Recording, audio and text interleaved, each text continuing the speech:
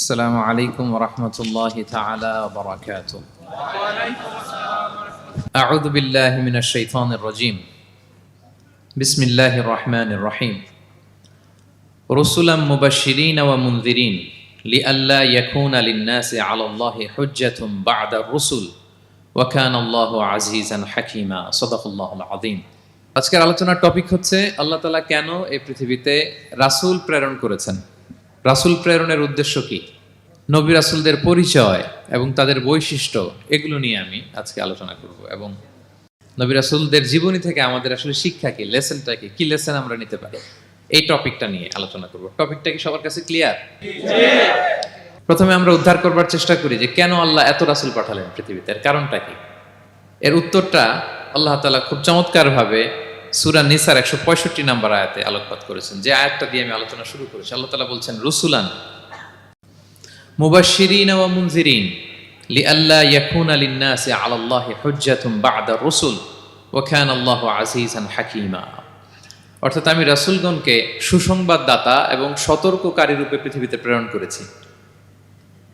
আমি আবারও বলছি, আল্লাহ বলেন আমি এই পৃথিবীতে রাসূলদেরকে সুসংবাদদাতা এবং সতর্ককারী রূপে পৃথিবীতে প্রেরণ করেছি, যাতে করে রাসূল আগমনের পরে আল্লাহর বিরুদ্ধে মানুষের আর কোনো অজুহাত না থাকে। ওয়া কানা আল্লাহু আজিজান হাকীমা। আর আল্লাহ তাআলা তিনি হচ্ছেন পরাক্রমশালী এবং মহাপ্রজ্ঞাময়। তাহলে উদ্দেশ্য আল্লাহ তাআলা ক্লিয়ার করলেন, কেন তিনি রাসূল পাঠালেন, যাতে মানুষের অজুহাত না থাকে। আল্লাহ তাআলা যদি রাসূল পৃথিবীতে বাণীবাহক হিসেবে প্রেরণ না করতেন, মানুষরা বলতো আল্লাহ আখিরাত বলে যে একটা কথা আছে, এটা তো আমি বুঝি নাই। আল্লাহ মৃত্যুর পরে যে আবার জীবিত হইতে হবে, এটা তো আমি শুনি নাই। আল্লাহ এই পৃথিবীতে আমি কি কি করেছি তার পাই টু পাই তোমার সুপ্রিম কোর্টের কাঠগড়ায় দাঁড়িয়ে যে বিচারের সম্মুখীন হতে হবে, কেউ তো আমার কোনোদিন বলে নাই।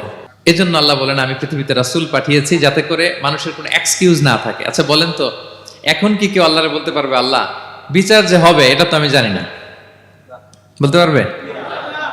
আল্লাহ আখিরাত বলে যে একটা কথা আছে, পুনরুত্থান, পুনর্জীবিত হইতে হবে, আবার বিচারের সম্মুখীন হইতে হবে, জান্নাত জাহান্নাম আছে, এগুলো তো কোনোদিন আমি শুনি নাই। এই কথা, এই এক্সকিউজ তোলার কোনো সুযোগ কি আর আছে? No excuse will be granted that day, dear brothers and sisters. সেদিন কোনো এক্সকিউজ আল্লাহ তাআলা গ্রহণ করবেন না, কারণ আল্লাহ তাআলা রাসূলদেরকে প্রেরণ করেছেন। তারা আমাদেরকে বিস্তর বর্ণনা করে জানিয়ে গিয়েছে। এবং কেন রাসূলদেরকে প্রেরণ করেছেন, আল্লাহ বলেন যে দুইটা প্রাইম রেসপন্সিবিলিটি দিয়ে আমি রাসূলদেরকে প্রেরণ করেছি। এক নাম্বার মুবাশশিরিন, তারা সুসংবাদদাতা। তারা আমাদেরকে জানিয়েছে এই পৃথিবীতে যদি আমরা ভালো কাজ করি, এক আল্লাহর ইবাদত করি, কারো হক নষ্ট না করি, তাহলে আমরা জান্নাতে যেতে পারবো। জান্নাতের সুসংবাদ তারা দেন। They are the bearer of glad tidings, they are the bearer of paradise. তারা জান্নাতের সুসংবাদদাতা।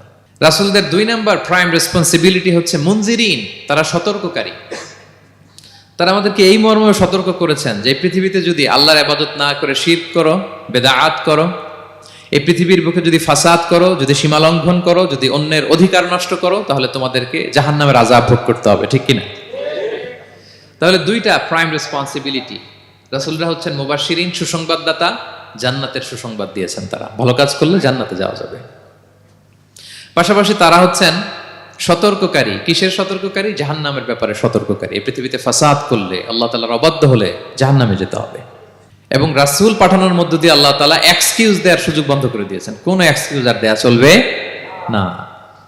তাহলে পৃথিবীতে কেন আল্লাহ তাআলা রাসূল পাঠালেন, এই পয়েন্টটাকে সবার কাছে ক্লিয়ার? আচ্ছা ক্লিয়ার, আমরা সামনের দিকে এগোই। এরপর আল্লাহ তাআলা বলেছেন এই পৃথিবীতে যত জাতি গোষ্ঠী আছে সব জাতির কাছে আমি রাসূল পাঠিয়েছি।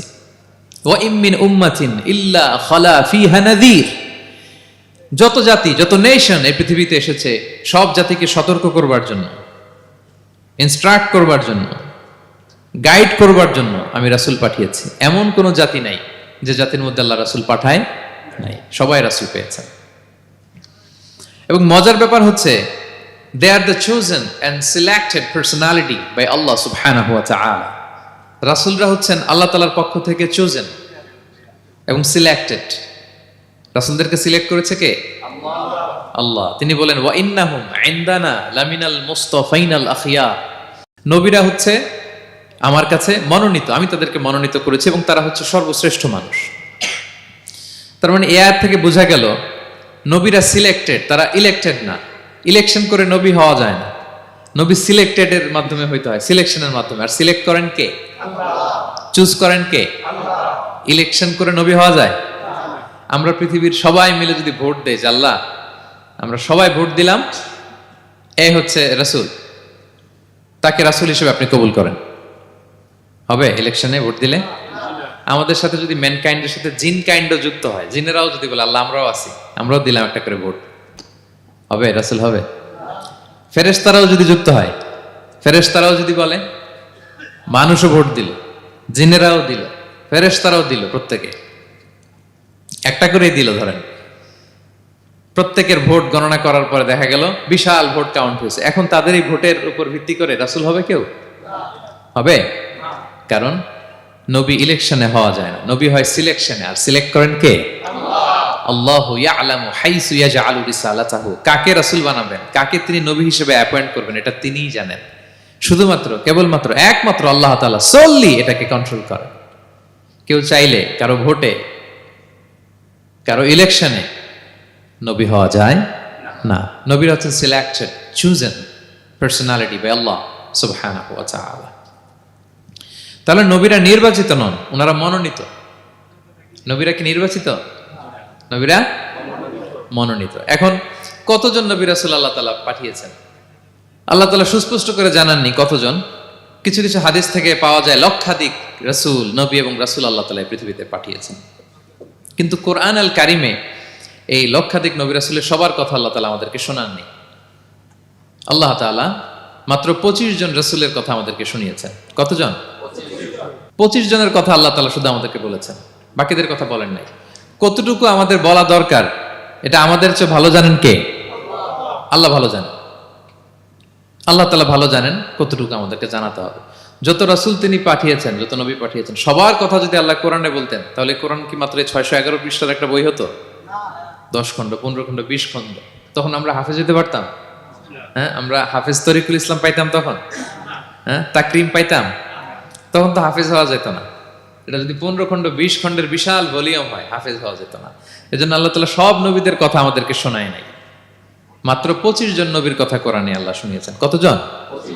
আল্লাহ বলেন রুসুলান কদ কসাসনাহুম আলাইকা মিন ক্বাবলু ওয়া রুসুলান লাম নাকসুসহুম আলাইক। নবী হে, অনেক রাসূলের কথা আপনাকে শুনিয়েছি, আবার অনেক রাসূলের কথা আমি শোনাই নাই। যাদের কথা শোনানোর প্রয়োজন মনে করেছি তাদের কথাই আমি শুনিয়েছি। তাহলে আমরা বুঝলাম কোরআনে বর্ণিত হয়েছে কয়জন নবী রাসূলের নাম? সবাই বলবেন আওয়াজ করে, কয়জন? 25 জন। এবং এই 25 জন নবীর মধ্য থেকে 6 জনের নামে আল্লাহ 6টা সূরা ডেডিকেট করেছেন কোরআনে, 6টা সূরা উৎসর্গ করেছেন। সূরা ইউনুস, সূরা ইউসুফ, সূরা ইব্রাহিম, সূরা মুহাম্মদ, সূরা নূহ, সূরা হুদ। 6 জন নবী। কয়জন নবী? 6 নবীর নামে আল্লাহ তাআলা 6টা সূরা ডেডিকেট করেছেন। এবং এই যত নবী আল্লাহ তাআলা পাঠিয়েছেন, সব নবীর উপর ঈমান আনা আবশ্যক। হ্যাঁ, it's compulsory to believe in every messenger sent by Allah subhanahu wa ta'ala to validate our faith. আমাদের ঈমানটাকে প্রিজার্ভ করার জন্য সব নবীর উপর আমাদের ঈমান আনতে হবে, সব নবী। আমরা যে ঈমান আনি, ঈমানে মুফাসসাল, যেখানে 7টা বিষয়ের উপর বিস্তারিত ঈমানের যে ঘোষণা আমরা দেই, আমরা তো বলি যে ঈমানে একটা মুজমাল আর একটা কি মুফাসসাল। ঈমানে মুফাসসালে 7টা বিষয়ের প্রতি ঈমান আনতে হয়। আমানতু বিল্লাহি ওয়া মালাইকাতিহি ওয়া কুতুবিহি, তারপরে ওয়া রুসুলিহি, পাইছেন? ওয়াল ইয়াউমিল আখিরি ওয়া বিল কদরি খাইরিহি ওয়া শাররিহি মিনাল্লাহি তাআলা ওয়াল বা'সি বা'দাল মাউত। এই 7টা বিষয়ের উপর বিস্তর ঈমান আমাদেরকে আনতে হয়। এই 7টার মধ্যে রাসূলদের ব্যাপার আছে না নাই?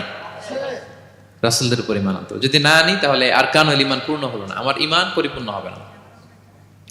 তাহলে রাসূলদের উপর পূর্ণাঙ্গ ঈমান আনা এটা আবশ্যক। এবং এই সকল নবী এবং রাসূলদের একটাই ধর্ম ছিল। ধর্মটার নাম কি? সবাই বলুন, কি নাম?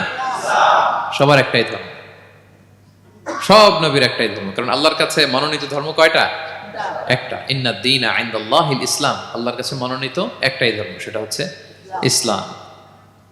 এই যে ইহুদি বলে, নাসারা বলে, এগুলো ধর্ম না, এগুলো বংশ, গোষ্ঠী, জাতির নাম অনুসারে নামকরণ করা হয়েছে। যেমন নাসারা এসেছে, ঈসা আলাইহিস সালামের মা মারিয়াম ফিলিস্তিনের নাসিরিয়া শহরে জন্মগ্রহণ করেছেন। নাসিরিয়া, ওইখান থেকে আসছে নাসারা। ইয়াকুব আলাইহিস সালামের 10 ছেলে, এই 10 ছেলের মধ্যে থেকে এক ছেলের নাম হচ্ছে ইয়াহুদা। এই ইয়াহুদা থেকে এসেছে ইহুদি। কিন্তু সব নবীর ধর্ম একটা। আওয়াজ করে বলুন তো সবাই, সেটা কি? ইসলাম। সবার ধর্ম একটা ছিল ইসলাম। বিষ্ণু ইসলাম বলেন ওয়াল আম্বিয়াউ ইখওয়াতুন লিআল্লাতিন, সেই বুখারীর বর্ণনা, নবীগণ হচ্ছে একে অন্যের বৈমাত্রেয় ভাইয়ের মতো। বৈমাত্রেয় ভাই মানে মা ভিন্ন কিন্তু বাবা এক, এরকম হয় না? ধরেন আমার বাবা যদি একাধিক বিয়ে করে, তো প্রত্যেক স্ত্রী গর্ভে যদি সন্তান আসে, তো আমরা সবাই তো ভাই, কি বলেন? কিন্তু মা ভিন্ন। মা কি? তবে বাবা এক। নবীদের দৃষ্টান্তটা এরকম, আল আম্বিয়া ও ইখওয়াতুন লিআল্লাত, নবীরা হচ্ছেন বৈমাত্রেয় ভাইয়ের মতো, তাদের মা ভিন্ন কিন্তু বাবা এক।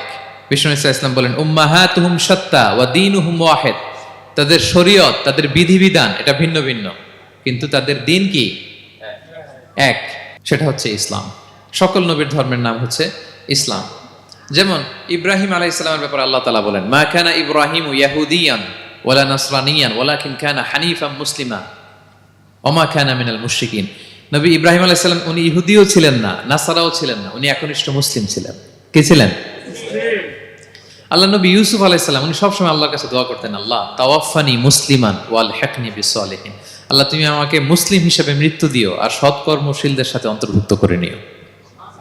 তো উনি মুসলিম না হলে এই দোয়া করতেন, আল্লাহ মুসলিম হিসেবে মৃত্যু দিও। সুলাইমান আলাইহিস সালাম রানী বিলকিসের কাছে একটা চিঠি লিখেছেন।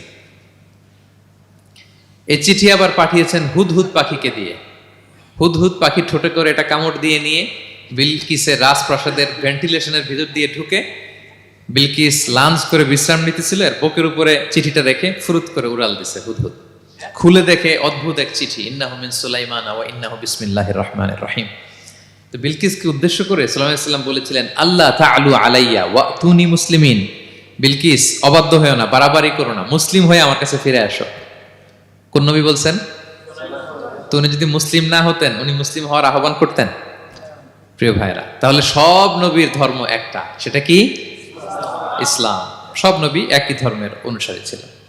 এ পর্যায়ে আমরা কমন প্রফিটিক ফিচার্স, 10টা কমন ফিচার আছে যেটা সব নবীদের ক্ষেত্রে প্রযোজ্য।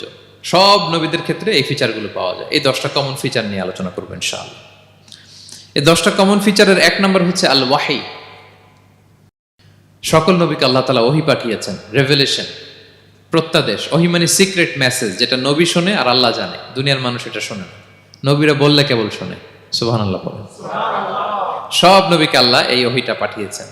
জিবরাইল আলাইহিস সালাম মারফত ওহী পাঠিয়েছেন, অথবা সরাসরি কিতাব পাঠিয়েছেন, কিংবা সহিফা পাঠিয়েছেন। আল্লাহ তাআলা ইরশাদ করছেন ইন্না আওহাইনা ইলাইকা কামা আওহাইনা ইলা নূহি ওয়ান নাবিয়িনা মিন বাদি। নবী নূহ আলাইহিস সালামের পরে সব নবীদের কাছে আমি যেমনি ওহী পাঠিয়েছি, আপনার কাছেও আমি এভাবে ওহী পাঠিয়েছি। সব নবীদের কাছে আমি এভাবে ওহী পাঠিয়েছি। সূরা বাকারার শুরুতে মুত্তাকিদের সংজ্ঞা দিতে যে আল্লাহ তাআলা বলেন ওয়াল্লাযীনা ইউমিনুনা বিমা উনজিলা ইলাইকা ওয়া মা উনজিলা মিন ক্বাবলিক ওয়া বিল আখিরাতি হুম ইউকিনুন। মানে নবী হে, মুত্তাকি তো তারা যারা আপনার উপর যে কিতাব নাজিল হয়েছে এটার উপরও ঈমান আনে, ওয়া মা উনজিলা মিন ক্বাবলিক, এর আগে যত কিতাব নাজিল হয়েছে তার উপরও ঈমান আনে। তা আমরা যদি শুধু কোরআনের উপর ঈমান আনি হবে? তার আগে যত কিতাব, আসমানি কিতাব নাজিল হয়েছে এগুলোর উপরও ঈমান আনার দরকার আছে না নাই? বলেন বলেন। তাওরাতের উপর ঈমান আনতে হবে, জাবুর, ইনজিল, সুহুফে ইব্রাহিম ও মূসা সবগুলোর উপর ঈমান আনতে হবে। তো এই ওহীগুলো আল্লাহ তাআলা নাজিল করেছেন। তাহলে 1 নাম্বার কমন ফিচার হচ্ছে আল্লাহ তাআলা ওহী পাঠিয়েছেন, সব নবীকে ওহী দিয়েছেন। 2 নাম্বার ফিচার হচ্ছে same language of the people. নবীকে আল্লাহ তাআলা যেই জাতিগোষ্ঠীর কাছে পাঠিয়েছেন তিনি ওই জাতির ভাষাতেই কথা বলেছেন। ধরেন মালয় এলাকাতে যদি আল্লাহ নবী পাঠান আর ওই নবী যদি আরবিতে কথা বলে, তা আমাদের মালয়েশিয়ান ভাইরা বুঝবে? আচ্ছা, আরব দেশে যদি আল্লাহ একজন নবী পাঠান, ওই নবী ধরেন যে ম্যান্ডারিনে কথা বলে, চাইনিজ ভাষায়, আরবরা বুঝবে? চায়নাতে ধরেন আল্লাহ তাআলা এক নবী পাঠালো, সে ওখানে যে হিন্দি ভাষায় কথা বলে, চাইনিজ লোকেরা বুঝবে না। তাহলে যেই জাতির কাছে আল্লাহ পাঠাইছেন ওই জাতির ভাষা দিয়ে আল্লাহ নবীকে পাঠাইছেন। সুবহানাল্লাহ।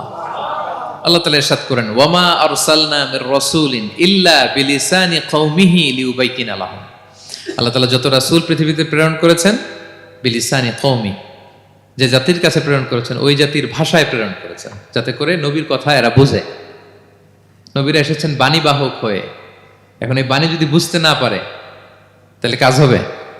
এজন্য প্রত্যেক নবীকে আল্লাহ তাআলা যে জাতির কাছে পাঠিয়েছেন ওই জাতির ভাষায় পাঠিয়েছেন। 3 নম্বর হচ্ছে সকল নবীকে আল্লাহ তাআলা very good standard of character দিয়েছেন। চারিত্রিক দৃষ্টিকোণ থেকে অতুলনীয় ছিল এক একজন নবী। পা থেকে মাথা পর্যন্ত কালো দাগ ফেলার মতো কিছু ছিল না। আল্লাহু আকবার। মাসুম ছিলেন। আহলুস সুন্নাহ ওয়াল জামাআর আকীদা হচ্ছে প্রত্যেক নবী ছিলেন মাসুম, কোনো গুনাহ করেন নাই, নিষ্পাপ প্রতিটা নবী। সর্বোত্তম চরিত্র দিয়ে আল্লাহ তাআলা, অনুপম চরিত্র দিয়ে আল্লাহ তাআলা তাদেরকে পাঠিয়েছেন। আল্লাহ তাআলা বলেন, ওয়া ইন্নাকা লাআলা খুলুকিন আযীম, and verily you are on a very good standard of character.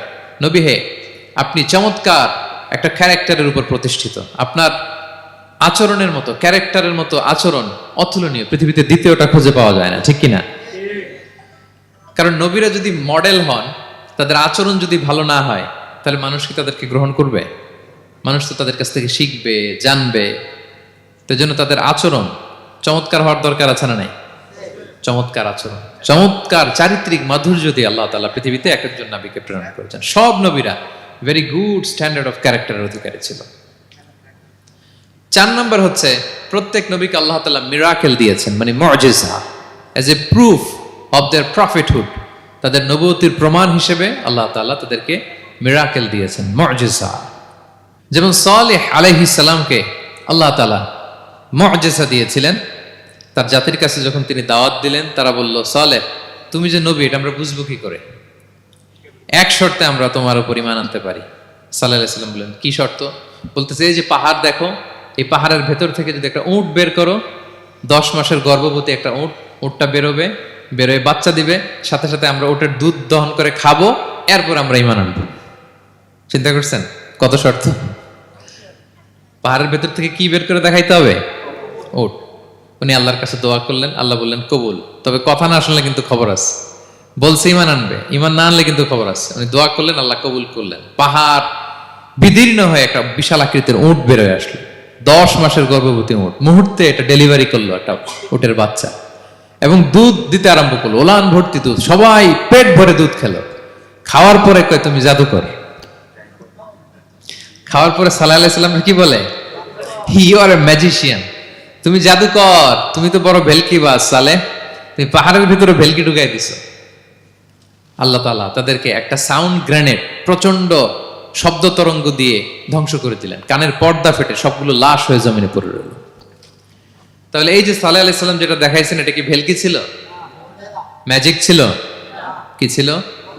মুআজিজা, miracle, as a proof of their prophethood. তাদের নবুয়তির প্রমাণ হিসেবে আল্লাহ তাআলা তাদেরকে মুআজিজা দিয়েছেন। মূসা আলাইহিস সালামের মুআজিজা কি ছিল? লাঠি। ফাআলকাহা ফাইযা হিয়া হাইয়াতুন তাসআ। ওই লাঠি রেখে দিলে মুভিং স্ন্যাক হয়ে যেত, নড়তেছে সাপ, ছবল মারবে এরকম। সুবহানাল্লাহ, এটা কি ম্যাজিক ছিল? কি ছিল? মুআজিজা।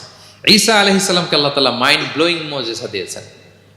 অন্ধ ব্যক্তির চোখে হাত বুলিয়ে দিলেই দৃষ্টিশক্তি ফিরে পেত। ধবল রোগী, কুষ্ঠ রোগীর গায়ে টাচ করে দিলে স্কিন পরিষ্কার হয়ে যেত। মৃত ব্যক্তিকে দাঁড়াতে বললে মুহূর্তে দাঁড়িয়ে যেত। কুম বিইযনিল্লাহ, আল্লাহর আদেশে দাঁড়াও বললে লাশ জীবিত হয়ে দাঁড়িয়ে যেত। বেলকিবাজি ছিল এটা? কি ছিল? বিষ্ণু ঈসা ইসলাম দাওয়াত দিচ্ছেন কুরাইশদেরকে, ওরা মানে না। বিষ্ণু নবী পাগল পড়া, বললেন, আচ্ছা বলো কুরাইশের লোকেরা কি বললে বিশ্বাস করবে যে আমি সত্য নবী? কি বললে বিশ্বাস করবে? তারা বলল, মুহাম্মদ ওই যে আকাশের চাঁদ, এটার 2 ভাগ করে দেখাইতে বললে বিশ্বাস করবো তুমি সত্য নবী। কি আবদার দেখছেন? হ্যাঁ, নবীদেরকে পেয়ে মামুর বাড়ির আবদার নিয়ে আসছিল এক এক জাতিগোষ্ঠী। বলে, মুহাম্মদ আকাশের জল জলে চাঁদটাকে যদি তুমি 2 ভাগ করে দেখাতে পারো তবেই বুঝবে তুমি নবী। বিষ্ণু ইসলাম আল্লাহর কাছে দোয়া করলেন, আল্লাহ বললেন, ঠিক আছে। ইখতারাবাতিস সাআতু ওয়ানশাক্কাল কমার ওয়া ইয়ারাউ আয়াতান ইয়ারিদু ওয়া ইয়াকুলু সিহরুম মুস্তামির। বিশ্বনবী সাব্বাবা, এই আঙ্গুলের নাম কি? ইবহাম, সাব্বাবা, ওয়ুসতা, বিংসার, খিনসার। হ্যাঁ, আমরা ইংরেজি নাম ঠিকই জানি, আরবিটা জানি না। ইবহাম, সাব্বাবা, ওয়ুসতা, বিংসার, খিনসার। বিষ্ণু সাব্বাবা আঙ্গুলি উঠালেন, এটা শাহাদাত আঙ্গুলি বলে আমাকে, আসলে সাব্বাবা আরবিতে। তো বিশ্বনবী এভাবে আল্লাহর নাম নিয়ে চাঁদের দিকে ইঙ্গিত করলেন, মুহূর্তে আকাশের জ্যোৎস্না বিলানো চাঁদটা 2 ভাগ হয়ে গেল। কুরাইশরা দেখে তো অবাক। বিষ্ণু বললেন, এবার কথা অনুযায়ী ঈমান আনো। বলে, Muhammad, you are a magician. Muhammad, তুমি বড্ড বড় জাদুকর, তুমি চাঁদের মধ্যে জাদু লাগাই ফেলছো। নাউযুবিল্লাহি মিন যালিক। তাহলে আল্লাহ তাআলা age a proof of their prophethood, তাদের নবুয়তের প্রমাণ হিসেবে প্রত্যেক নবীকে কি দিয়েছেন? মুআজিজা দিয়েছেন, সব নবীকে দিয়েছেন। 5 নাম্বার, সকল নবীর দাওয়াতি মিশন এক ছিল, একই মিশন নিয়ে নবীরা পৃথিবীতে এসেছেন। সেটা কি? তাওহীদ, রিসালাত, আখিরাত। আমার সাথে সাথে বলেন, তাওহীদ, রিসালাত, আখিরাত। তাওহীদ, রিসালাত, আখিরাত। এই তিনটা বুনিয়াদী শিক্ষা দিতে নবীরা এসেছে। তাওহীদ মানে ওয়াননেস অফ গড, আল্লাহ যে এক, সব নবী প্রচার করেছেন। রিসালাত মানে তারা যে বার্তাবাহক হিসেবে এসেছেন, তাদের কথা মানতে হবে, এটার দাওয়াত দিয়েছেন। আখিরাত মানে হচ্ছে মৃত্যুর পরেও যে একটা জীবন আছে, সেই জীবনের ব্যাপারে প্রত্যেক রাসূলরা কি করেছেন? দাওয়াত দিয়েছেন। এবং কোন নবীর কথার সাথে আরেক নবীর কথার গরমিল পাওয়া যায় না, অমিল হয়নি। আচ্ছা বলেন তো, কখনো কি হয়েছে কোন এক নবী এসে বলছে যে মৃত্যুর পরে একটা জীবন আছে, আরেক নবী এসে বলছে না, মনে হয় নাও থাকতে পারে? বলছে? এক নবী এসে বলছে আমাদের স্রষ্টা আল্লাহ তাআলা তিনি একজন, আরেকজন বলছে না, একজন না, 2-3 জন হইতে পারে। এক নবী এসে বলছে ভালো করলে জান্নাত, খারাপ করলে জাহান্নাম, আরেক নবী এসে বলছে না, জান্নাত জাহান্নাম বলতে কিছু নাই। হয়েছে? হয়েছে? কোন নবীর কথার সাথে কোন নবীর কথার কোনো বৈপরীত্য নাই, কারণ প্রত্যেক নবীরা মন গড়া কিছু বলতেন না। ওমা ইয়ান্তিকু আনিল হাওয়া ইন হুয়া ইল্লা ওয়াহয়ুন ইউহা। নবীরা কথা বলতেন একটা হেডকোয়ার্টার থেকে তথ্য পেয়ে। ওই হেডকোয়ার্টারটা কার? আল্লাহ। ওই হেডকোয়ার্টার থেকে যে ইনফরমেশন আসতো সেটার আলোকে নবীরা কথা বলতেন, বানিয়ে কিছু বলতেন না। সব নবীরা দাওয়াত দিয়েছেন, ইয়া কওমি ইবুদুল্লাহ মা লাকুম মিন ইলাহিন গায়রু। হে আমার জাতির লোকেরা, এক আল্লাহর ইবাদত করো, আল্লাহ ছাড়া অন্য কারো ইবাদত করো না। সব নবীরা বলেছেন ইন্নী লাকুম রাসূলুন আমিন, নিশ্চয় আমি তোমাদের কাছে বিশ্বস্ত রাসূল হিসেবে প্রেরিত হয়েছি। সব নবীরা বলেছেন ইয়াউমা লা তামলিকু নাফসুন লিনাফসিন শাইআ ওয়াল আমরু ইয়াউমা ইযিল লিল্লাহ। এমন এক দিনের মুখোমুখি হতে হবে, কেউ কারো উপকার করতে পারবে না। নেতা কর্মীর উপকারে আসবে না, কর্মী নেতার উপকারে আসবে না, পীর সাহেব মুরিদের উপকারে আসবে না, মুরিদ পীর সাহেবের উপকারে আসবে না, হাজবেন্ড ওয়াইফের কিছু করতে পারবে না, ওয়াইফ হাজবেন্ডকে কিছু করে দিতে পারবে না। দিনটা বড্ড ভয়ঙ্কর। সব নবীর এই 3টা দাওয়াত দিয়েছেন, তাওহীদ, রিসালাত, আখিরাত। তার মানে সব নবীর দাওয়াতি মিশন এক, এক অভিন্ন দাওয়াতি মিশন নিয়ে তারা পৃথিবীতে এসেছেন। 6 নাম্বার, এই পৃথিবীতে যত রাসূল এসেছে, নবী এসেছে, তারা প্রত্যেকে মানুষ ছিলেন। কি ছিলেন? নাকি জিন ছিল? ফেরেশতা? প্রেরিত সব নবীরা কি ছিল? মানুষ ছিল। মক্কার কুরাইশরা বলতো মা লিহাযা রাসূলি ইয়াকুলু আত-তাআমা ওয়া ইয়ামশি ফিল আসওয়াক। ব্যাপার কি, মুহাম্মদ আবার কেমনে রাসূল হয়? আমরাও বাজারে যাই, উনিও যায়, আমরাও বিয়ে করি, উনিও বিয়ে করে, আমাদেরকে মারলে কাটলে লাল রক্ত, ওনার রক্ত বের হয়। তো তারা চাচ্ছিল, তারা বলতেছিল যে মানুষ না দিয়ে আল্লাহ যদি ফেরেশতা পাঠাইতো নবী হিসেবে, তাইলে না ভালো হইতো। তালবাহান, এটার কি বলে? ফেরেশতা পাঠালে কি বলতো জানেন? ফেরেশতা পাঠালে বলতো ফেরেশতাদের তো ক্ষুধা লাগে না, এরা বুঝবে কি আমাদের কষ্ট? ফেরেশতাদের তো জৈবিক চাহিদা নাই, এরা কেমনে বুঝবে? ফেরেশতাদের তো খারাপ কাজ করার প্রবণতা, টেন্ডেন্সি নাই। আমাদের যে কষ্ট, দুঃখ, ফিলিংস, সেটা তো ফেরেশতারা বুঝে না। ফেরেশতারা কেমনে আমাদের নবী হয়, এটা বলতো, ঠিক কিনা? তালবাহানা বলে কেমন রাসূল, আমরা যা করি তাই করে। আল্লাহ বলেন সব নবীকে আমি মানুষ হিসেবে প্রেরণ করেছি। বিষ্ণু ইসলাম বলেন ইন্নামা আনা বাশারুম মিসলুকুম, নিশ্চয় আমি তোমাদের মতোই মানুষ। তোমাদের মতোই কি মানুষ। তো পার্থক্য হচ্ছে ইউহা ইলাইয়া, আমার কাছে ওহী আসে, প্রত্যাদেশ আছে আল্লাহ তাআলার পক্ষ থেকে। তাহলে 6 নম্বর যেই কমন ফিচার আমরা জানলাম, আল্লাহর পাঠানো সবগুলো নবী এবং রাসূল তারা কি ছিলেন? সবাই বলুন, তারা কি ছিলেন? মানুষ ছিলেন।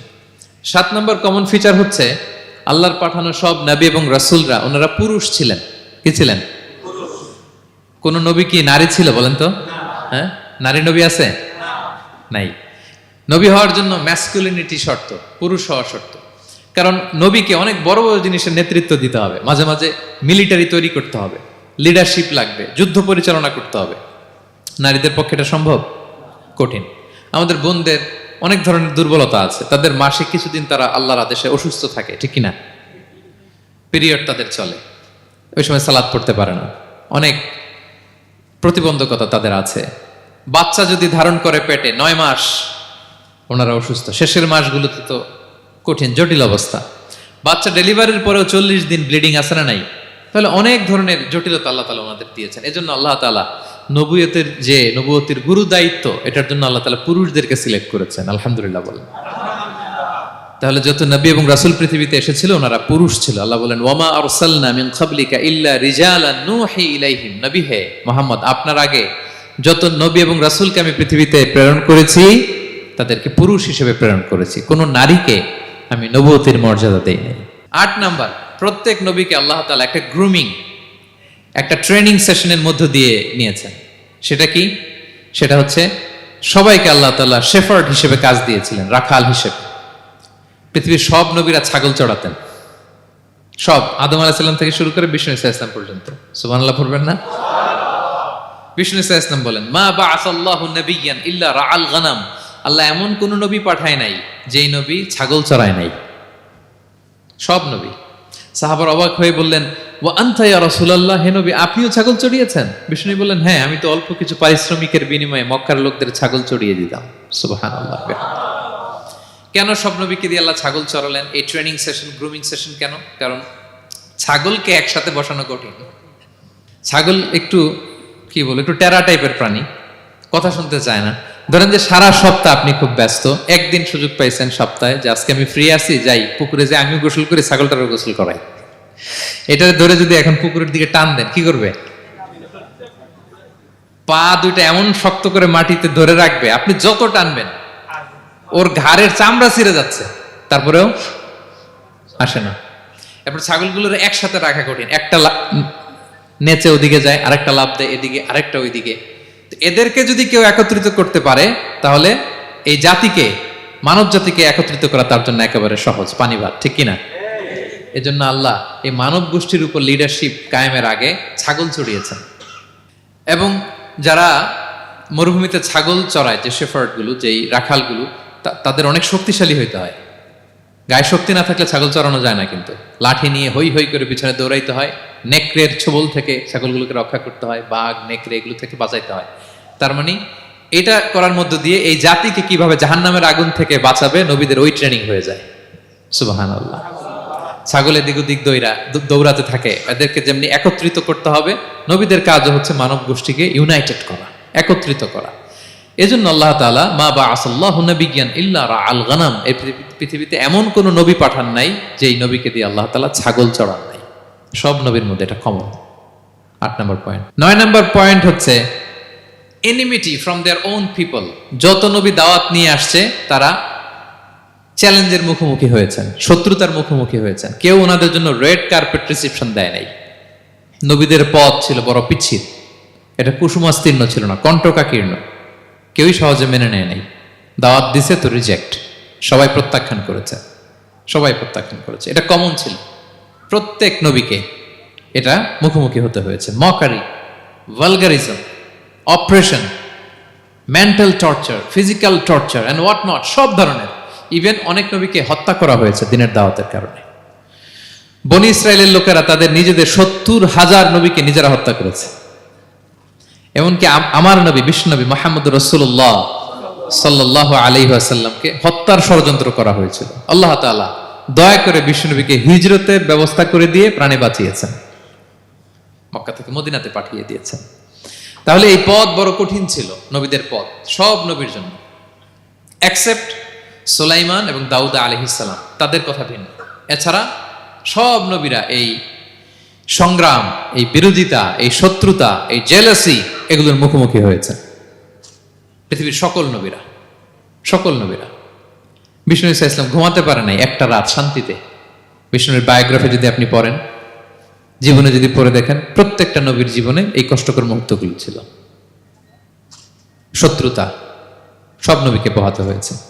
বিষ্ণু ইসা ইসলামের কাছে যখন প্রথম নাজিল হলো ইকরা বিসমি রাব্বিকাল্লাযী খালাক, সূরা আলাকের প্রথম কয়টা আয়াত? 5 আয়াত নিয়ে কোরআনের ভারে নতুন রেভেলেশন পেয়ে বিষ্ণুনবী কাঁপতে আরম্ভ করলেন। কাঁপতে কাঁপতে জ্বর এসে গেল বিষ্ণুনবীর গায়ে, নিচে নেমে আসলেন। খাদিজা রাদিয়াল্লাহু তাআলা আনহাকে বললেন, জাম্মিলুনি জাম্মিলুনি, আমাকে কম্বল চাপা দাও, আমার খুব শীত লাগছে, আমার জ্বর এসে গিয়েছে। কাঁপতে লাগলেন বিষ্ণু ইসলাম। খাদিজা রাদিয়াল্লাহু তাআলা আনহার এক চাচাতো ভাই ওয়ারাকা ইবনে নাওফল ছিল ইনজিল কিতাবের পণ্ডিত খাদিজা রাদিয়াল্লাহু তাআলা আনহা বিষ্ণুকে নিয়ে চাচাতো ভাইয়ের কাছে গেলেন, যে বলেন, ভাই ওরাকা দেখেন তো মোহাম্মদ কি বলে, সে কি দেখছে, কি নিয়ে আসছে, কাঁপতেছে আর বলতেছে আমি মরে যাব, আমাকে কম্বল চাপা দাও। ওরাকা বললেন, মোহাম্মদ কে এসেছিল বলতো? বিষ্ণু জিবরাইল ইসলামের বর্ণনা দিলেন। কি বলেছে বলতো? 5 আয়াতের বর্ণনা বিষ্ণু ইসলাম দিলেন। তখন বিষ্ণু ইসলামের কথা শুনে ওরাকা বলল, তোমার কাছে যে এসেছে ওহুয়ান নামুস, মানে জিবরিল, সে সব নবীদের কাছে এসেছে। মোহাম্মদ তুমি নবী হবা, তুমি কি হবা? তুমি নবী হবা, আখিরি নবী হবা তুমি। যে তোমার কাছে এসেছে সে সব নবীদের কাছে ওহী নিয়ে এসেছিল। আর জেনে রাখো মোহাম্মদ, তোমার এলাকার লোকেরা একদিন তোমাকে এলাকা থেকে বের করে দিবে। ভবিষ্যৎবাণী করতেছিলেন। বিশ্বনবী বললেন, আওয়া মুখরিজিয়াহুম, আমার ভাই বেরাদার, আমার জ্ঞাতি গোষ্ঠীর লোকেরা আমার এলাকা ছাড়া করবে? ওরাকা বললেন, হ্যাঁ। লাম ইয়াতি রাজুলুন কত্তু বিমিসলি মা জিতা বিহি ইল্লা উদিয়া, তোমার মতো এরকম রিসালাতের দায়িত্ব নিয়ে যারাই কোনো জাতির কাছে এসেছে তাদের সাথে এরকম শত্রুতা করা হয়েছে। বিষ্ণু ইসলাম সেদিনের কথা শুনে, ওরাকার কথা শুনে অবাক হয়েছিলেন। তাহলে সব নবীদের ক্ষেত্রে 9 নম্বর কমন বৈশিষ্ট্য হচ্ছে তাদেরকে বাধার সম্মুখীন হতে হয়েছে। এখনো যারা নবীদের পথে চলবে বা চলে তাদের জীবনে বাধা বিপত্তি আছে না নাই? হ্যাঁ, তারা জেনে বুঝেই এই পথে এসেছে, তারা হিসাব মিলিয়েই এই পথে নেমেছে। এজন্য বাধা বিপত্তি চ্যালেঞ্জ কোন মুমিনকে তার রাস্তা থেকে সরাতে পারে না, ঠিক কিনা বলেন? এক চুলো নড়াতে পারে না। এটা নবীদের পথ, এটা নবীওয়ালা কাজ। এখানে জুলুম থাকবে, এখানে বাধা বিপত্তি থাকবে, এখানে চ্যালেঞ্জ থাকবে। এই পথটা সোজা, সিরাতুল মুস্তাকিম। যদি শেষ মাথায় যাওয়া যায়, ডাইরেক্ট জান্নাতুল ফিরদাউস। আলহামদুলিল্লাহ। তাহলে সব নবীরা বাধার সম্মুখীন হয়েছেন। 9টা কমন ফিচার গেল। 10 নম্বর, দ্য লাস্ট কমন ফিচার, পৃথিবীর সব নবীরা ইন্তেকাল করেছেন, আর কোন নবী আসবেন? আসবে? পৃথিবীর সব নবীরা মারা গিয়েছেন, কিন্তু আলামুল বারজাখে, বারজাখের জগতে নবীরা জীবিত। আই রিপিট, আমি আবারও বলি, প্রত্যেক নবী তার কবরে জীবিত। আলামুল বারজাখে। আমরা এই দুনিয়াতে আসার আগে যেই জগতে ছিলাম, ওই জগৎটার নাম হচ্ছে আলামুল আরওয়াহ, মানে রুহের জগৎ। সেখান থেকে আমরা এই জগতে এসেছি, এটার নাম আলামুদ দুনিয়া, দুনিয়ার জগৎ। আবার মৃত্যুর পরে যে নতুন এক্সটেশনে আমরা যাব, সেটার নাম হচ্ছে আলামে বারজাখ, বারজাখের জগৎ। নবীরা ওই বারজাখের জগতে জীবিত। বিষ্ণু ইসলাম সুনানে আবু দাউদের হাদিসে বলেন যে, ইন্নাল্লাহ হাররামা আলাল আরদি আন তাকুলা আজসাদাল আম্বিয়া, আল্লাহ তাআলা এই জমিনকে, নবীদের দেহকে কনজিউম করাকে হারাম করে দিয়েছেন। মানে জমিনের জন্য নবীদের লাশকে পচিয়ে ফেলা, খেয়ে ফেলা হারাম। যত নবী যেখানে ইন্তেকাল করেছেন, তাদের পবিত্র দেহ মোবারক এখনো আগের মতো একেবারে, যখন মৃত্যুবরণ করেছিলেন তখন লাশটা যেমন তাজা ছিল, এখনো প্রত্যেকে তার কবরে এরকম তাজা লাশ নিয়ে শুয়ে আছে। প্রত্যেক নবী কবরে জীবিত। বিষ্ণু ইসলাম ওনার কবরে জীবিত। তবে এটা বারজাকি জগতে। এই দুনিয়া তিনি যেভাবে জীবিত ছিলেন ওইভাবে না, বারজাকি জগতে জীবিত। আমরা যখন প্যারা নবীর উপর সালাম পৌঁছাই, দুরুদ পড়ি, প্রত্যেক ফেরেশতা, একটা ফেরেশতা আছে এই দুরুদগুলোকে নিয়ে বিষ্ণুনবীর কাছে পৌঁছায়। আপনার বাবার নাম, আপনার নাম বলে ফেরেশতা বলে যে অমুকের ছেলে অমুক আপনাকে সালাম দিয়েছে। বিষ্ণুনবী কবর থেকে নিজে ওই সালামের উত্তর বলে, কারণ বিষ্ণু ইসলাম বারজাকের জগতে তিনি জীবিত। হায়াতুন নবী, বারজাকের জগতে তিনি জীবিত। আরেক হাদিসে বিষ্ণু ইসলাম বলেন, আল আম্বিয়া ও আহিয়াউন ফি কুবুরিহিম ইউসাল্লুন, নবীরা তাদের কবরে জীবিত, সেখানে তারা সালাত আদায় করে। নবীরা তাদের কবরে কি করে? সালাত আদায় করে। তাহলে এই 10টা হচ্ছে কমন ফিচার্স এবং প্রফিটস। সব নবীদের মধ্যে এই বিষয়গুলো পাওয়া যায়। সর্বশেষ পয়েন্ট হচ্ছে lessons from the life of the profits.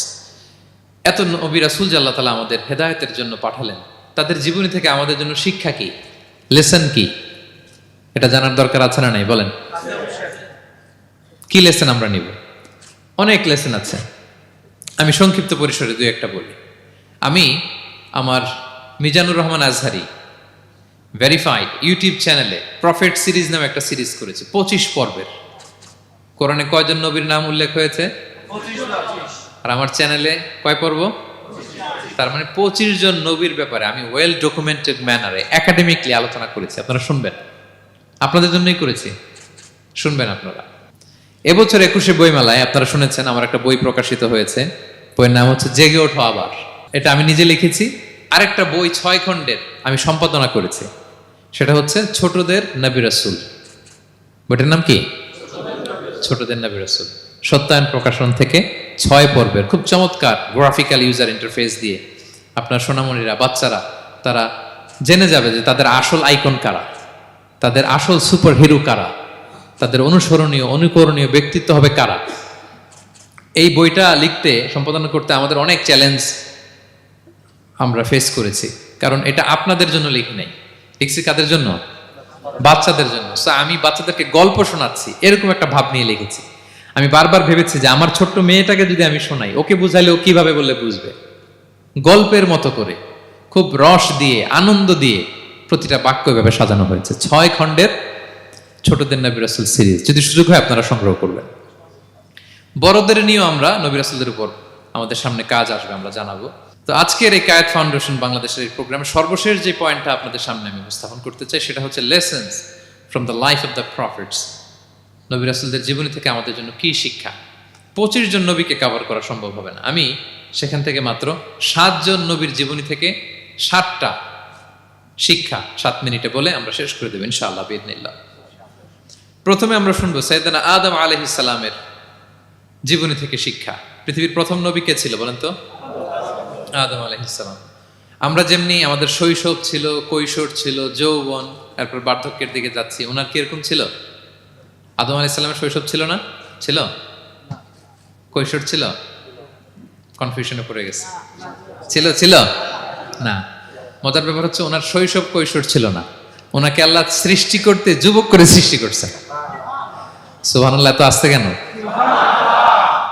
সৃষ্টি করতেই যুবক, 60 হাত লম্বা। কয় হাত? 60 হাত লম্বা করে তৈরি করছেন আদম আলাইহিস সালামকে। আপনারাও যারা জান্নাতে যাবেন 60 হাত লম্বা হয়ে ঢুকবেন, 33 বছরের যুবক হয়ে ঢুকবেন। 80 বছর বয়সে মারা গেল, কত বছর বয়সে ঢুকবেন?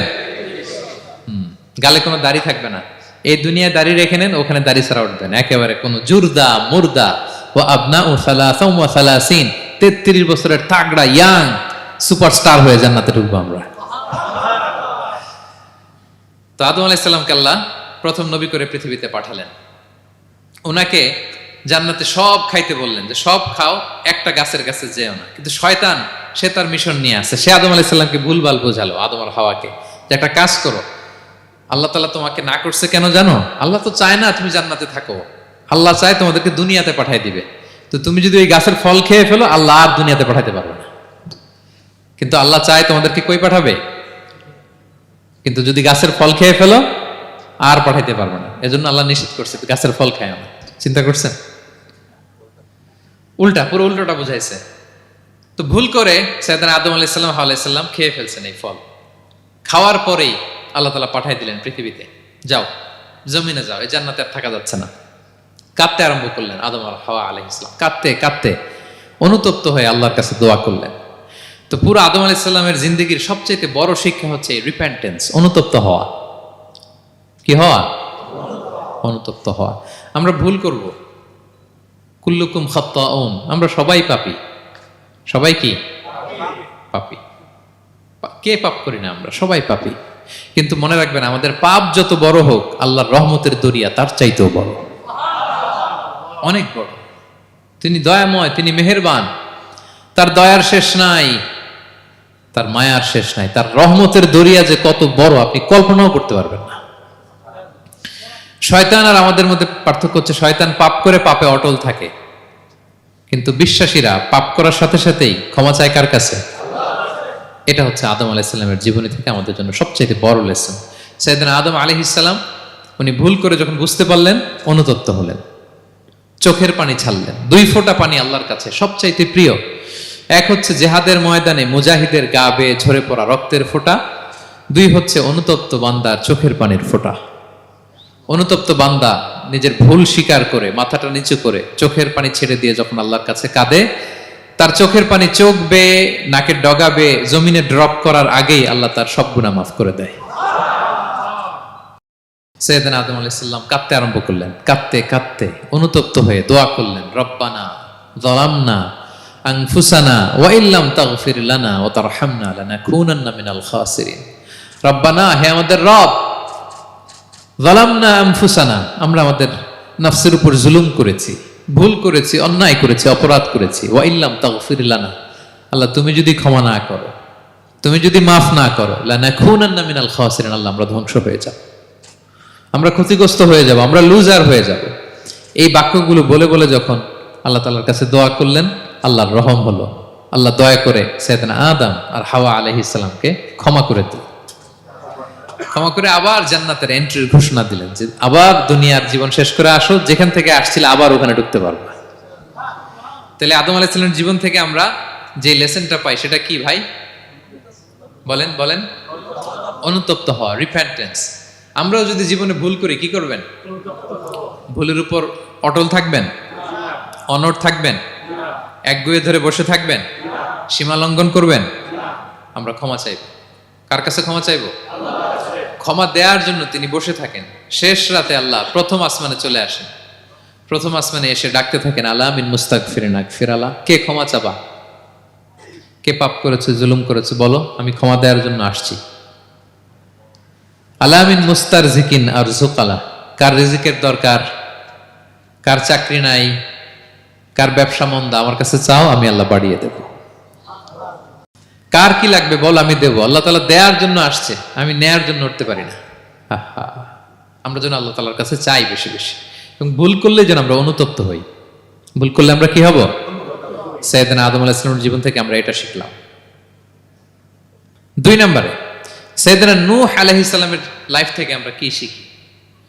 ওনার লাইফ থেকে আমরা শিখি হচ্ছে কনসিস্টেন্সি, মানে লেগে থাকা। ভালো কাজের জন্য কি করা? লেগে থাকা। উনি 950 বছর দাওয়াত দিয়েছিলেন ওনার জাতিকে। কয় বছর বলেন তো? 950 বছরের দাওয়াতি কার্যক্রমের ফলে উনি ফলোয়ার জোটাইতে পারছেন কয়জন জানেন? 80 জন। কয়জন? এরাই আমাদের পূর্বপুরুষ। আমরা পৃথিবীর সবাই কিন্তু এদেরই নাতিপুতি। এই 80 জনকে নিয়ে উনি নৌকার উপর উঠছিলেন, কিস্তির উপর, আর বাকিটা তো মহাপ্লাবন দিয়ে আল্লাহ ধ্বংস করে দিয়েছেন। ওই 80 জন আবার জমিনে এসে জমিন আবাদ করা শুরু হলো, ওখান থেকে পৃথিবীর সকল মানুষ। সুবহানাল্লাহ।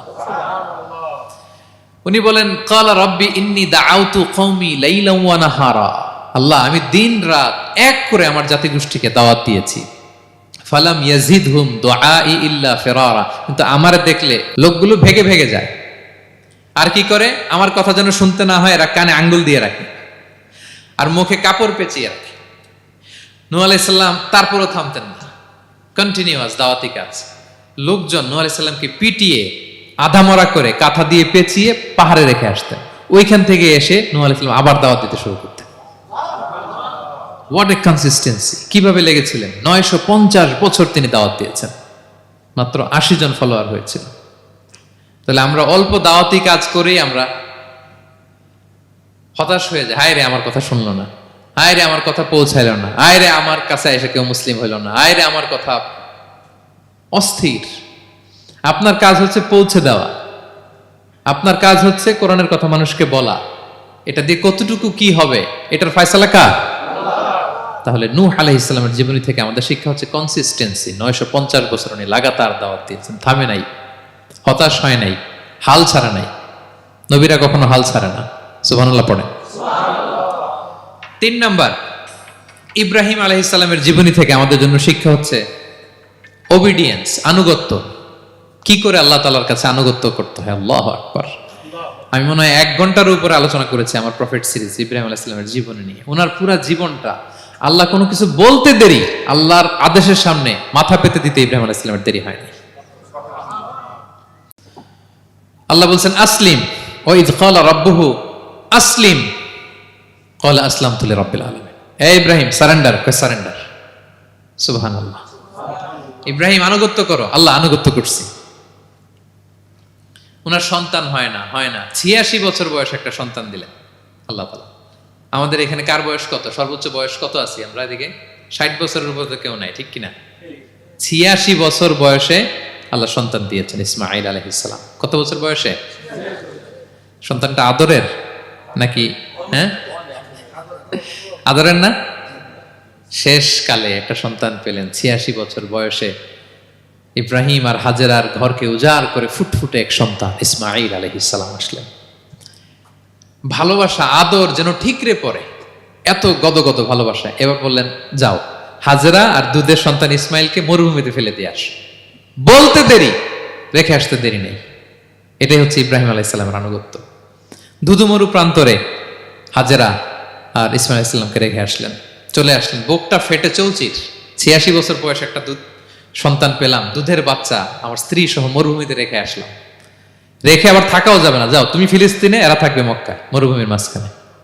পরে আল্লাহ জুরহুম কওমের মাধ্যমে এদেরকে পানি, জামজাম অনেক কিছু দিলেন। লম্বা ঘটনার দিকে যাচ্ছে। এরপর হৃদয় যখন ফেটে চৌচির হয়ে যায়, তখন আল্লাহ তাআলা বলেন ঠিক আছে যাও, যা একটু ছেলেরা দেখে আসো। এবার যে দেখে ছেলেরা আরো মায়া লাগে, কারণ একটু বড় হয়েছে তো, এবার দৌড়াইতে পারে, হাঁটতে পারে। সুবহানাল্লাহ বলেন। এবার যখন দৌড়াইতে পারে, হাঁটতে পারে, আব্বু আব্বু বলে ডাকতে পারে, মায়াটা যখন একটু গাঢ় হয়েছে, আল্লাহ বলে এবার ছেলেরা জবাই কর। দেখছেন কি পরীক্ষা? 86 বছর বয়সে সন্তান পেল, রেখে আসলো মরুভূমিতে, একটু বড় হইল, দেখা করতে গেল, এবার বলে জবাই করো। জবাই করো বলতে দেরি, ছুরি চালাতে দেরি হয়নি। কুরবানির ইতিহাস লম্বা ইতিহাস, দিকে যাব। এরপরে আল্লাহ কবুল করলেন। এরপরে বললেন বাপ বেটা মিলে মরুভূমির মধ্যে ঘেমে ঘেমে একটা ঘর বানাও। এরপরে ঘোষণা দাও মানুষকে, যেটা আমার ঘর। বাপ বেটা মিলে কষ্ট করে একটা ঘর বানালেন। এবার বললেন আজান দাও, ঘোষণা দাও, সবাই যেন এখানে আসে। আল্লাহ কারে ঘোষণা দিব? কেউ তো নাই। বলতেছে তুমি ঘোষণা দাও, এই ঘোষণার শব্দ পৃথিবীর সব মানুষের কর্ণকুহরে আমি আল্লাহ নিজ দায়িত্বে পৌঁছে দেব। আমরা যারা রুহের জগতেও তখনও ছিলাম, যারা লাব্বাইক বলতে পেরেছি, তাদের ঠিকই নসিবে ওই কাবা ঘর জিয়ারতের নসিব হয়ে যাবে। উনি ঘোষণা দিলেন, দেখেন কেউ নাই, ধুধুমরু প্রান্তর। আজকের মক্কাকে কল্পনা করেন তো কি অবস্থা। এই রমজানের লাস্ট 10 days অফ রমাদান আপনি জায়গা পাবেন? হজের চেয়েও বেশি মানুষ। কিভাবে আল্লাহ কবুল করেছেন, কিভাবে আনুগত্য, সাবমিসিভনেস, নিজেকে আল্লাহর কাছে পুরো সুপর্দ করা, এর নমুনা সাইয়েদনা ইব্রাহিম আলাইহিস সালাম পেশ করেছেন। তাহলে সংক্ষিপ্ত কথা হচ্ছে, আল্লাহ নবী ইব্রাহিম আলাইহিস সালামের জীবনী থেকে আমাদের জন্য শিক্ষা হচ্ছে অবিডিয়েন্স, আনুগত্য। কিভাবে আল্লাহর আদেশের সামনে মাথা পেতে দিতে হয়। পারা যাবে তো? হ্যাঁ, ওই ইব্রাহিম আলাইহিস সালামের রক্ত আমাদের দেহে বহমান। আমরাও নবী ইব্রাহিমের উত্তরসূরি। নবী ইব্রাহিমের আলাইহিস সালামের মতো আমরাও ইসলামের জন্য জীবন বিলিয়ে দেওয়ার দরকার আছে না নাই? বলেন বলেন। শক্ত পদে আমাদেরকেও এরকম স্যাক্রিফাইসের মেন্টালিটি অর্জন করতে হবে। অবিডিয়েন্স, আনুগত্যের শিক্ষা আমরা নবী ইব্রাহিম আলাইহিস সালামের কাছ থেকে পাই। 4 নম্বর, ইয়াকুব আলাইহিস সালাম, ওনার জীবনী থেকে শিক্ষা হচ্ছে পেশেন্স, ধৈর্য। আমাদের অনেকের ধৈর্য নাই, আমরা অস্থির, অল্পতে ধৈর্য হারাই ফেলি। ধৈর্য এমন একটা গাছ, এই গাছের সারা গায়ে অনেক কাঁটা, কিন্তু এই গাছের ফল বড্ড মিষ্টি। ধৈর্য এমন একটা গাছ, গাছের সারা গায়ে কি, কিন্তু ফলটা। ইয়াকুব আলাইহিস সালামের কলিজার টুকরা ইউসুফ আলাইহিস সালামকে ভাইয়েরা মেরে আহত করে কুয়ায় ফেলে দিছে। কুয়া থেকে নিয়ে মিশরে বিক্রি করে দিস। এখন এতিম হয়ে আরেক জায়গায় থাকে, বাবার কলিজা ফেটে যায়, ছিঁড়ে যায়, কিন্তু কাউরে বিচার দেয় না, কাউরে কিছু বলে না। উনি বলে ইন্নামা আশকু বাসি ওয়া হুজনি ইলাল্লাহ, আমার দুঃখ কষ্ট মনের জ্বালার যন্ত্রণা আমি একজনের বলি, তিনি কে? আল্লাহ। ধৈর্য ধারণ করলেন। প্রাপ্তবয়স্ক অবস্থায় ওনার ছেলে বানিয়ামিন, তাকেও হারালেন। আবার বলে আমি কাউরে বিচার দেই না, একজনের বলে, তিনি কে? আল্লাহ। এই 2 ছেলের শোকে কাঁদতে কাঁদতে অন্ধ হয়ে গেলেন। আল্লাহু আকবার। সাইয়েদনা ইয়াকুব আলাইহিস সালাম একবারও ধৈর্য হারা হন নাই। তাহলে আল্লাহ নবী ইয়াকুব আলাইহিস সালামের জীবনী থেকে আমাদের জন্য শিক্ষা হচ্ছে পেশেন্স। বিপদে আমরা কি ধরবো? ধৈর্য ধারণ করব। 5 নম্বরে, ইউসুফ আলাইহিস সালামের জীবনী থেকে আমাদের শিক্ষা হচ্ছে he is the archetype of good character, উন্নত চরিত্রের মডেল। আমার যুবক ভাইয়েরা, কায়েত ফাউন্ডেশন বাংলাদেশের আজকের ইফতার প্রোগ্রামে যুবক যারা এসছো, তোমাদের জন্য শিক্ষা আর্কিটাইপ অফ গুড ক্যারেক্টার, চরিত্র কিভাবে হেফাজত করতে হয় এর মডেল, প্রেরণার বাতিঘর। তাগড়া যুবক, পৃথিবীর সবচাইতে সুন্দর পুরুষ ইউসুফ আলাইহিস সালাম। তাকে দেখে ওই সময়ের আরেক বিশ্ব সুন্দরী জুলাইখা প্রেমে মাতোয়ারা, গোপন কক্ষে নিয়ে প্রেম নিবেদন করেছে, বলেছে ইউসুফ কাক পক্ষে টের পাবে না। আল্লাহ নবী ইউসুফ আলাইহিস সালাম এটাকে প্রত্যাখ্যান করলেন। জোরাজুরি করলো, প্রত্যাখ্যান করলেন। মারধর করা হলো, প্রত্যাখ্যান করলেন। সবশেষে আলটিমেটাম দিল, যদি আমার কথা মতো না চলো জেলখানায় ভরবো। উনি বললেন ক্বালা রাব্বি সিজনু আহাব্বু ইলাইয়া মিম্মা ইয়াদউনানি ইলাই, আল্লাহ এই পাপের কাজের চেয়ে জেলখানায় আমার জন্য ভালো। বিনা অপরাধে, বিনা দোষে 1 যুগ মিথ্যা অপবাদে কারাবন্দী ছিলেন সাইয়েদনা ইউসুফ আলাইহিস সালাম। তারপরেও চরিত্রের ব্যাপারে 1 বিন্দুও কম্প্রোমাইজ করেন। যুবক ভাইরা, চরিত্র বড় দামি সম্পদ। সম্পদ গেলে সম্পদ আসে, স্বাস্থ্য গেলে স্বাস্থ্য আসে, একবার চরিত্র নষ্ট হলে ওই চরিত্র আর ফিরে পাওয়া যায় না। সাইয়েদনা ইউসুফ আলাইহিস সালামের জীবনী থেকে আমাদের শিক্ষা হচ্ছে চরিত্রকে কিভাবে প্রিজার্ভ করতে হয়। এটা 6 নম্বরে সাইয়েদনা ঈসা আলাইহিস সালামের জীবনী থেকে আমাদের জন্য শিক্ষা হচ্ছে স্লেভারি, দাসত্ব। কারণ আমরা সবাই গোলাম একজনের, বলেন তো কার গোলাম? আল্লাহর গোলাম। কিন্তু ওনার সব উম্মতেরা মানে খ্রিস্টানরা তাকে বলে সান অফ গড, উনি নাকি আল্লাহর সন্তান। নাউজুবিল্লাহ পড়েন। ওনার মা ম্যারি মানে মারিয়াম আলাইহিস সালাম নাকি আল্লাহর স্ত্রী। নাউযুবিল্লাহ। কিন্তু উনি জন্মের পরেই দুধের শিশু মায়ের কোলে বসে একটা ছোট্ট ভাষণ দিয়েছিলেন, বলেছিলেন ইন্নী আব্দুল্লাহ আতানিয়াল কিতাবা ওয়া জাআলানি নাবিয়্যা। আল্লাহ আমাকে আল্লাহর গোলাম বানিয়ে পাঠিয়েছেন। দেখেন কি নবী, প্রথমে এসে বলেন আমি কিন্তু রাসূল। একে তো দুধের শিশু, মুখের প্রথম কথা কি? ইন্নী আব্দুল্লাহ, আমি আল্লাহর গোলাম। যাতে করে পুরো খ্রিস্ট সমাজের বিরুদ্ধে দলিল হয়ে থাকে যে তোমাদের নবী পৃথিবীতে এসে তার মুখ নিঃসৃত প্রথম শব্দটাই ছিল আমি আল্লাহর দাস, আমি আল্লাহর গোলাম। এবং উনাকে ওনার মাকে আল্লাহ স্পেশাল ইন্টারোগেট করবেন কিয়ামতের দিন। ঈসা, মারিয়াম, তোমরা কি বলে আসছিলা যে তুমি আমার বউ আর তুমি আমার সন্তান? ওনারা কাচুমাচু করে থার করে কাঁপবে আল্লাহর সামনে, কারণ এটা শিরকের প্রশ্ন। তারা বলবে আল্লাহ আমরা যদি বলতাম আপনি তো জানতেন, আপনি যা শিখিয়েছেন আমরা তাই বলেছি। আল্লাহ জানেন যে উল্টাপাল্টা কিছু বলে নাই, তারপরেও কোটি কোটি মানুষের সামনে এত বিশাল জনগোষ্ঠী কেন এই নবীকে আল্লাহর সন্তান বললো? আল্লাহ তাআলা ঈসা আলাইহিস সালামকেও ছাড়বেন না, জিজ্ঞেস করবেন। তিনি বলবেন আল্লাহ আমি যে তোমার গোলাম এটার দাওয়াত দিয়েছি, আর আজীবন গোলামের মতোই ছিলাম। ঈসা আলাইহিস সালাম কৃষকের সাথে, মজুরের সাথে, কুলির সাথে, ধোপাতের সাথে বন্ধুত্ব করেছিলেন। সমাজের নিচু শ্রেণীর লোকেরা ছিল তার ফলোয়ার। আল্লাহু আকবার। তাহলে সাইয়েদনা ঈসা আলাইহিস সালামের জীবনী থেকে আমরা শিখলাম আমরা সবাই আল্লাহর গোলাম, আল্লাহর দাস। সর্বশেষ নবী, বিশ্ব নবী, পেয়ারা নবী মুহাম্মদুর রাসূলুল্লাহ সাল্লাল্লাহু আলাইহি সাল্লামের জীবনী থেকে কি শিক্ষা? এই শিক্ষা তো বলতে গেলে ঘন্টার পর ঘন্টা লাগবে। একটা শিক্ষা শুধু বলি, সেটা হচ্ছে মার্সি। ওমা আরসালনাকা ইল্লা রাহমাতাল লিল আলামিন। I have sent you as a mercy for the entire universe. নবী হে, আমি আপনাকে গোটা বিশ্বের সবার জন্য রহমত করে প্রেরণ করেছি। তিনি মানুষের জন্য রহমত, তিনি প্রাণীর জন্য রহমত, তিনি পাখির জন্য রহমত, তিনি স্ত্রীদের জন্য রহমত, তিনি উম্মতের জন্য রহমত, তিনি তার ফলোয়ার সাহাবীদের জন্য রহমত। ঠিক কিনা? তিনি কত রহমতের নবী ছিলেন? বিষ্ণু ইসলাম কতটা রহমতের নবী ছিলেন? ছোট্ট একটা উদাহরণ দিয়ে শেষ করি। বিষ্ণু ইসলাম বলেন লিকুল্লি নাবিয়িন দাওয়া মুস্তাজাবা। আল্লাহ প্রত্যেকটা নবীকে একটা করে দোয়ায়ে মুস্তাজাবা দিয়েছেন। মানে এমন দোয়া, এই দোয়া করতে দেরি কিন্তু দোয়া কবুল হতে দেরি হয়। সব নবীকে আল্লাহ বলছেন এই নবীরা তোমাদের প্রত্যেককে একটা করে দোয়া করার সুযোগ দিলাম এই দুনিয়াতে, এবং দোয়াটা করার সাথে সাথেই কবুল করে ফেলবে। বিষ্ণু নবী বলেন লিকুল্লি নাবিয়িন দাওয়া মুস্তাজাবা। সব নবীরা একটা করে দোয়া মুস্তাজাব পেয়েছেন, দাআউ বিহা। আর নবীরা ওই দোয়াটা দুনিয়াতেই করে ফেলছে। সব নবীর ওই স্পেশাল দোয়া যেটা করলেই কবুল, ওটা সব নবীরা কি করছে? দুনিয়াতেই করে ফেলেছে। কিন্তু বিষ্ণু নবী বলেন ওয়া ইন্নী আখতাবিউ দাওয়াতি শাফাআতান লি উম্মতি ইয়াউমাল কিয়ামা। আমি আমার সেই দোয়াটা এই দুনিয়ার বুকে অন্যান্য নবীদের মতো করি নাই। আমি আমার দোয়াটা আমার গুনাহগার উম্মতের জন্য কিয়ামতের কঠিন দিনে তারা যখন মুসিবতে পড়ে যাবে, ওই মুসিবত থেকে বাঁচার জন্য ওই দোয়াটা আমি আমার উম্মতের জন্য রেখে দিয়েছি। ওয়া ইন্নী আখতাবিউ দাওয়াতি শাফাআতান লি উম্মতি ইয়াউমাল কিয়ামা। সব নবীরা এই দোয়াটা করেছে, দুনিয়াতেই কবুল হয়ে গিয়েছে। কিন্তু বিষ্ণু বললেন আমি চাইলে এই দোয়াটা করতে পারতাম। তায়েফের ময়দানে বিষ্ণুনবী ওই দোয়া করলে বিষ্ণুনবীর গা দিয়ে রক্ত ঝরে না। কুরাইশদের সাথে বিষ্ণুনবীর 3 বছর জেল খাটা লাগে না। মদিনাতে বিষ্ণুনবী অনেক না খেয়েছিলেন, পেটে পাথর বেঁধেছিলেন, দোয়া করলে জান্নাত থেকে খাবারের বস্তা চলে আসতো, মুহূর্তেই কবুল। জীবনের কোন কঠিন পরিস্থিতিতে বিষ্ণুনবী এই দোয়াটা করে নাই। বিষ্ণু বলেন আমি আমার এই দোয়াটা স্পেশালি আমার গুনাহগার উম্মতের জন্য রেখে দিয়েছি।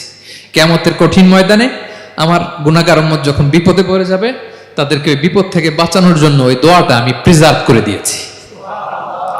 বিষ্ণু ইসলাম আমার জন্য এই দোয়াটা রেখে দিয়েছেন। প্রিয় ভাইয়েরা, এই দোয়াটা আপনার জন্য রেখে দিয়েছেন। বিষ্ণুনবী দোয়াটা আমাদের জন্য রেখে দিয়েছেন। চাইলে এই দুনিয়াতে এই দোয়াটা করতে পারতেন, করেন নাই। সব নবীরা করে ফেলেছেন। এজন্য বিষ্ণুনবীকে বলা হয়েছে ওমা আরসালনাকা ইল্লা রাহমাতাল লিল আলামিন। নবী হে, I have sent you as a mercy for the entire universe. গোটা বিশ্বের জন্য আপনাকে আমি রহমত করে প্রেরণ করেছি। আপনি রহমতের নবী, আপনি দয়ার নবী, মায়ার নবী। বিষ্ণুনবীর জীবনী থেকে শিক্ষা হচ্ছে আমরাও যেন আমাদের অধীনস্থ যারা আছে তাদের প্রতি যেন রহমদিল হই, আমরা আমাদের প্রতিবেশীদের প্রতি যেন রহমদিল হই, আমরা আমাদের ফ্যামিলির সদস্যদের প্রতি যেন রহমদিল হই। এই মার্সি, এই দয়া মায়ার ছোঁয়া যেন বিষ্ণুনবীর উম্মত হিসেবে আমাদের হৃদয়েও থাকে। সবাই পড়ি আমিন। তাহলে সম্মানিত সুধী, নবীদের এই লাইফ লেসন থেকে আমরা যেগুলো শিখলাম এগুলো আমাদের জীবনে বাস্তবায়নের দরকার আছে না নাই? বলেন বলেন। বেশি বেশি নবীদের জীবন চর্চা করবেন তো? প্রফেট সিরিজের যে লেকচারগুলো আপনাদের জন্য রেখেছি আপনারা শুনবেন তো? সবাই ছেলে মেয়েদেরকে নবীদের জীবনী শেখাবেন তো? তারাই হচ্ছে আমাদের রিয়াল হিরো, তারাই হচ্ছে সুপার হিরো, দে আর আওয়ার আইকন।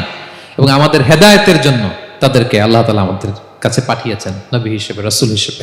নবীরা যেই পথে চলেছেন, যে দিক নির্দেশনা আমাদেরকে দিয়েছেন, আমরা যেন আমাদের জীবনকে ওই পথে ওই মতে পরিচালিত করতে পারি। আল্লাহ তাআলা আমাদের সবাইকে কথাগুলো বোঝা আর আমল করার তৌফিক দান করুন। হাযা মা ইনদি ওয়াল ইলমু ইনদাল্লাহ আলাইহি তাওয়াক্কালতু ওয়া ইলাইহি উনীব। ওয়াসসালামু আলাইকুম ওয়া রাহমাতুল্লাহি তাআলা ওয়া বারাকাতুহু।